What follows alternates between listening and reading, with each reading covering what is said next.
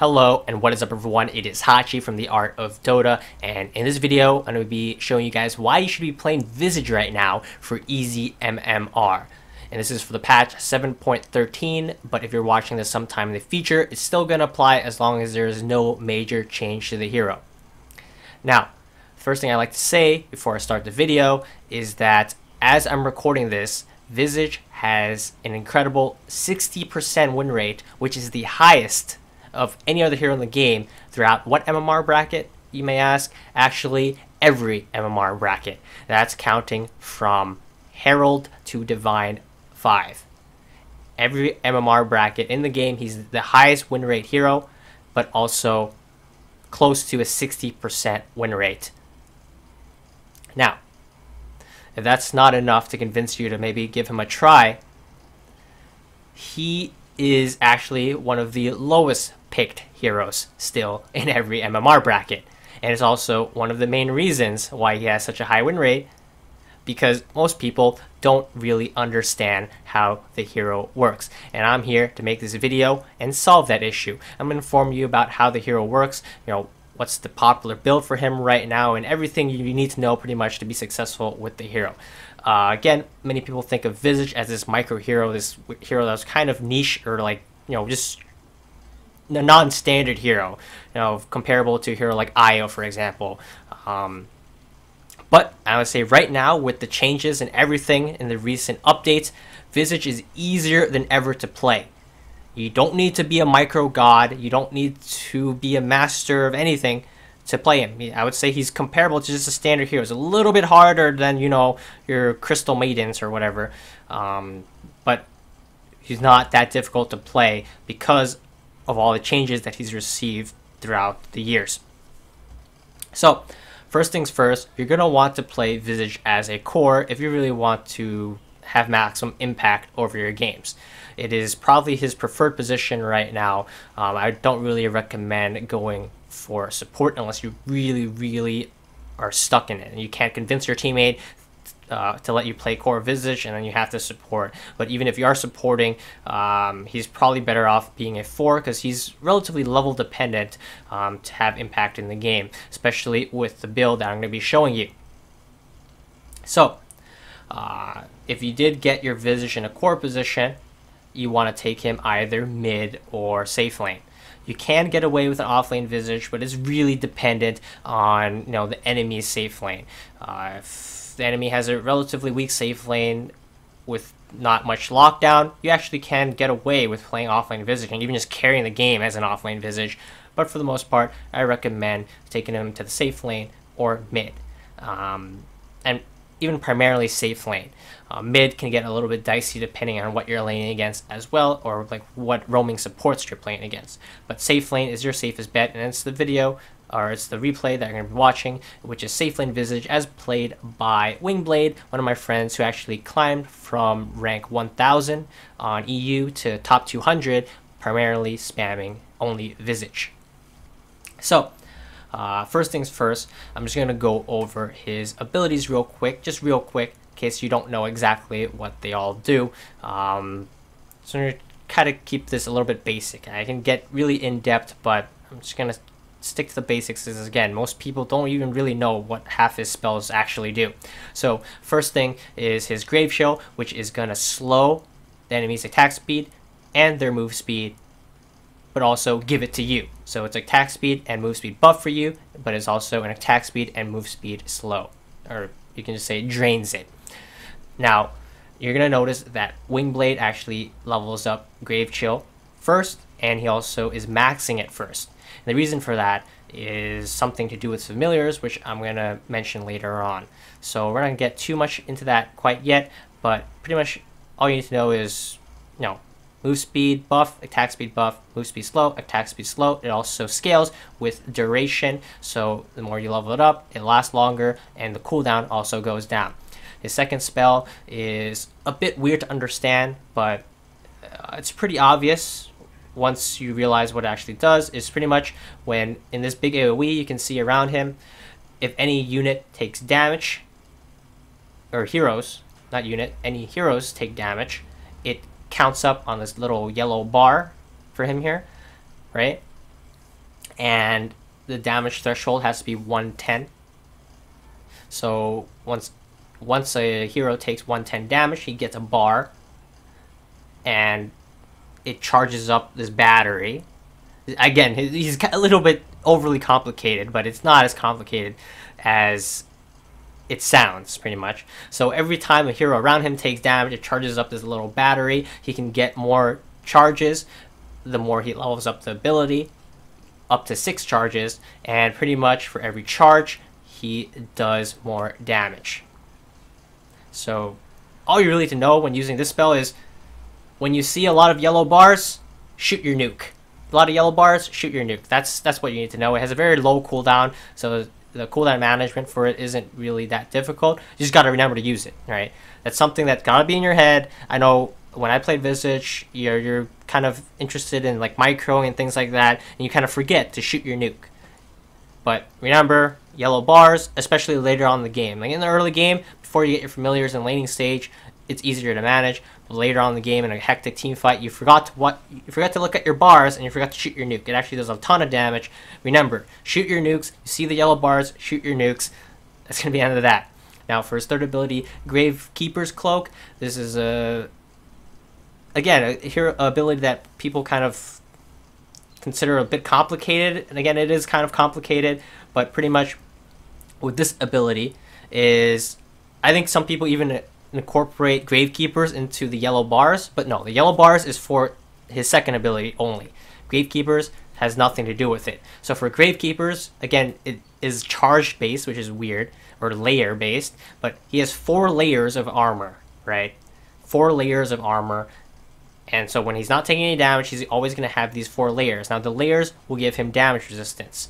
But as soon as he takes an instance of damage above 50, he will lose a layer. And this is only counting to his hero. But Gravekeepers will also apply to his birds. Now also, his Grave Chill will also apply to his birds. So for Grave Chill and Gravekeepers, if it has grave in the name, it also applies to familiars. So when you're using Grave Chill on an enemy or a unit or something like that, it also will buff up your bird's attack speed and buff up their move speed as well, which is one of the main reasons you're going to be maxing it first. Now for Gravekeepers, same thing. When you level up Gravekeepers, it not only applies to your hero but also for your birds, but your birds don't have a separate Gravekeepers. Your birds get whatever layer of Gravekeepers that your hero has. So if you're maxed out on Gravekeepers, which means that your hero's not taking damage and your birds are the ones taking the damage, they're going to have, at level 4 Gravekeepers, 80% damage resistance, and it doesn't matter whether they take damage or not. They're going to have 80% as long as you're the one not getting hit, which pretty much means they're going to be near invincible. And that's why when you try to hit Visage birds, you're like, oh, why they're so hard to kill, and then all of a sudden they're really easy to kill, and you really don't know why. It's because if they're within a certain radius of Visage, they receive his Gravekeeper's Cloak. If they move too far away, they don't get it anymore. I think it's about 1,000 radius or something like that, or somewhere close to that. You can't actually see the marker, which is weird. But I don't know the exact number, but relatively, I think it's like 900 or something like that. So, within range of, on the same screen as him. So if you can see the birds on the same screen as you, for the most part, they're going to get your Gravekeeper's Cloak. And that's going to be crucial to their survivability. So that's why in team fights, you got to make sure that you're avoiding like damage over time abilities, which are going to melt through your Gravekeepers very quickly. Abilities such as March or Venomancer with Gale or something like that, and which means that your birds are just going to be super squishy, super squish. Because without the Gravekeepers, they're only sitting on like 400 HP or something like that at level 1 birds, and they'll die very fast to any nuke or just random splash damage from some spells. But if they have the Gravekeepers, they're going to be pretty much unkillable once you have maxed out. And notice it is the ability he's leveling up second for that reason. Because with this build, you're primarily relying on your birds to do damage. Now, how much damage do the birds actually do? And this is where most people really underestimate the hero, because you're not playing against Visage too often. You don't understand his power spikes. You don't understand how much damage he's actually doing. But I'm going to tell you, Visage, once he hits level 6, does an insane amount of damage. Now, he was playing against a Bristleback in this game, which is somewhat of a counter, as he's not really able to melt the Bristleback because of his passive, and also the quills make it very annoying. But for example, if you're playing against a hero like Tidehunter or maybe an Underlord, you're going to be able to shred them without them even realizing.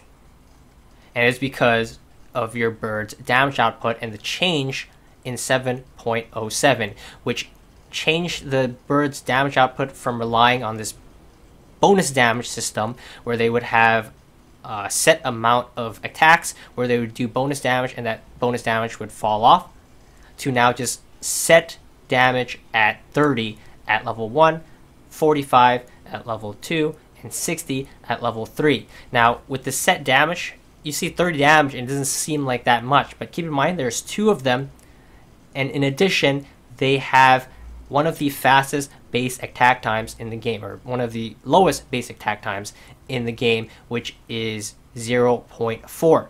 Now, to compare that to heroes that have quote-unquote fast or good basic attack time, like an anti-mage, where most people talk about like anti-mage or Jug having good BAT, that's 1.4. So Jug, anti-mage has 1.4, where Visage Familiars have a BAT of 0.4, which the only thing faster than that in the entire game is Witch Doctor's Death Ward, which isn't really even a unit, even though it is.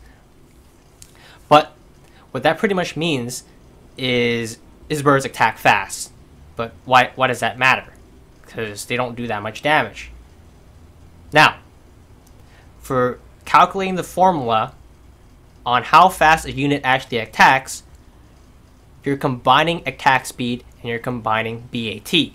Now, how does the formula actually work? You're taking attack speed and you're dividing it actually by BAT.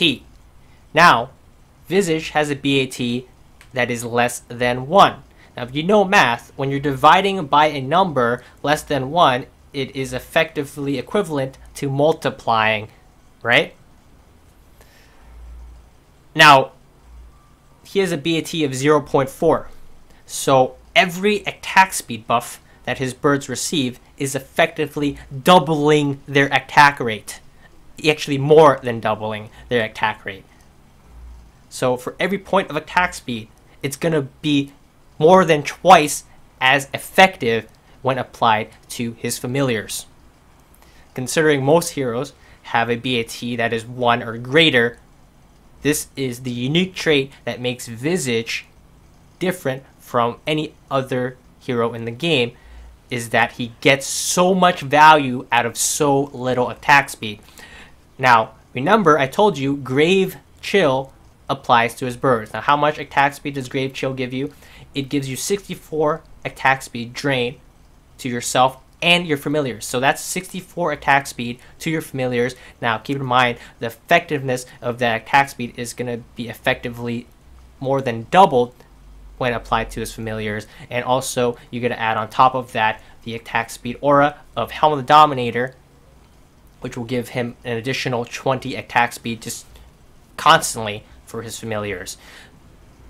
And that is why his damage output is so high, because he's no longer limited by this damage fall off as he was in the past, right? His birds do constant damage, so you pump in more attack speed, they're going to do more damage. You don't got to worry about dropping them to reset the damage or anything like that.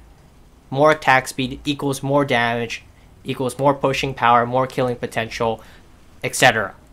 Now, the reason why Visage is so level dependent is that he gets more damage on his familiars as he levels up, and more damage, more attack speed, again, just further buffs up your hero by magnitude that is more so than any hero at this point in the game. That's why he hits his power spikes so fast, and he can just straight up surprise the enemy out of nowhere. You went from being a Visage that really didn't do too much, you know, kind of a crappy hero, the best way to say it, in the laning stage, as Visage actually has pretty bad stats, right?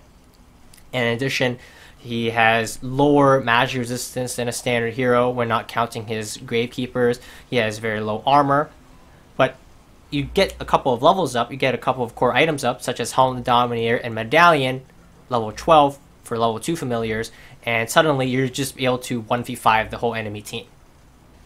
Well, maybe not 1v5, but maybe a little bit help from your allies, and you're just straight up running through them as you're seeing happening on your screen right now.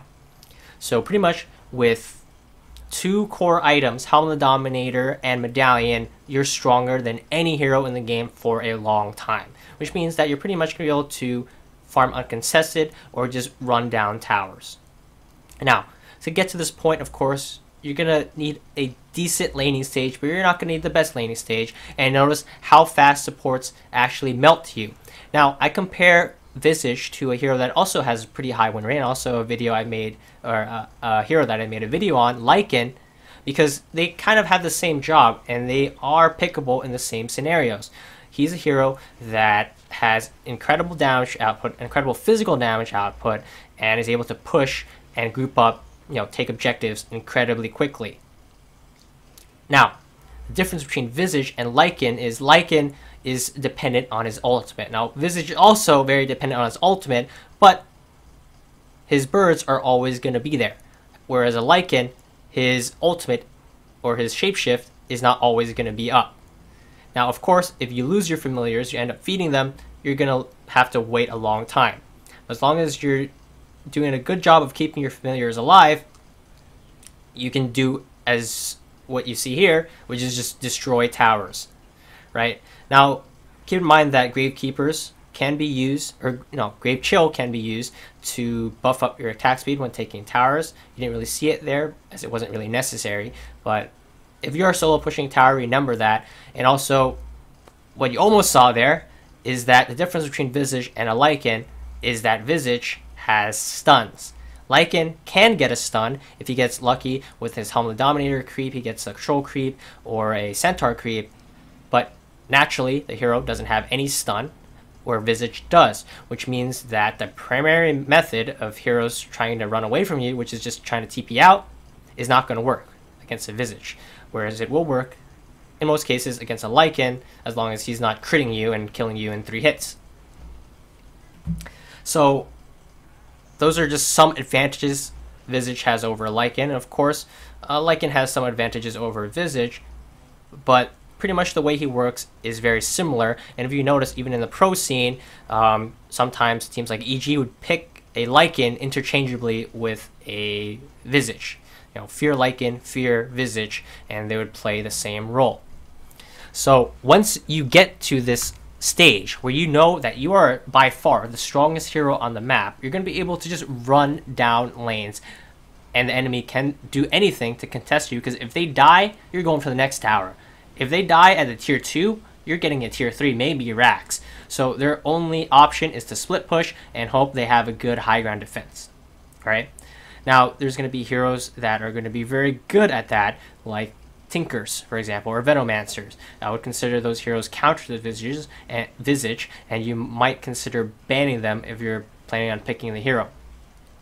I did mention that Bristleback is somewhat of a counter, but in my opinion, not really. As you see here with the break from the Viper, they're still going to shred through him. And it's weird that Bristleback is somewhat of a counter to Lycan as well. But notice here, the enemy team died at their tier 3. They were trying to split push, they end up dying there as well, and all of a sudden 18-minute racks. And this is how most of your games are going to end up as Visage, right? It's going to be these very fast games similar to Lycan, where you're just going to hit this power spike, no one on the enemy team can fight you, and the game is just straight up over.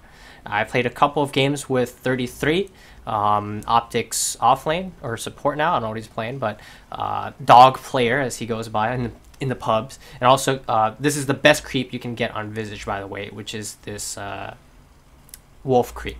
It buffs up your bird's damage, which of course will increase their damage output, and it just also gives a crit aura, which is actually ridiculous considering how fast your birds attack. And notice how fast he's able to rush with it here, holy crap. So pretty much the main thing about playing Visage is realizing your power spike. So once you realize that you're stronger than any hero on the map, you just gotta play that way, right? Don't go back and farm. Don't play back and be scared. No, you just gotta go all in, and for the most part, it will work out for you because this hero gets to this point very quickly, and he remains the strongest hero on the map for a very long time.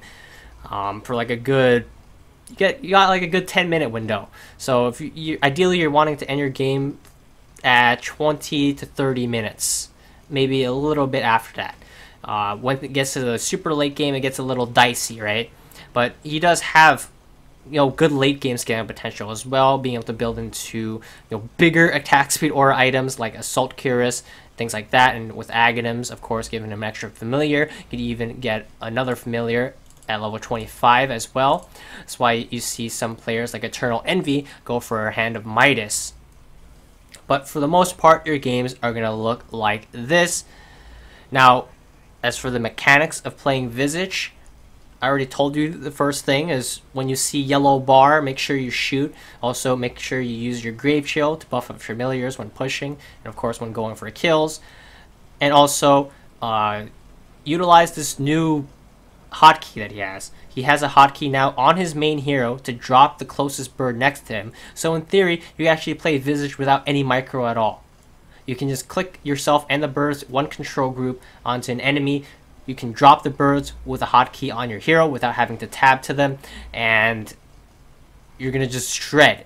Because again, once you hit that power spike, no hero can come close to being able to fight you. Of course, there are certain counters, like Venomancer, like Tinker, but if those heroes are not in your game, the games are going to end up looking like this. He's very good against squishy heroes, of course, because his damage output is so high that even if it's like a hero that has quote-unquote escape abilities that will allow them to run away, like a Puck with Orb or like a Storm Spirit, they're just not going to be able to fight you, right? It doesn't matter how survivable they are because they have to fight you because you're sitting at their tower. So if they're not fighting you, their tower is dying. So they have to go in, and if they're going in, for the most part, they have to use their mobility spell. If they're already committed their mobility spell, you're going to kill them within a matter of seconds. Of course, it's really useful to have heroes that also like to group up and push. For example, the Viper in this game and the Enchantress. But it's not really a requirement. You also can just be the space creator for a harder carry, similar to how EG play their Visage. Now, looking at like his stats in this game, notice like he didn't really go for kills or anything like that, right?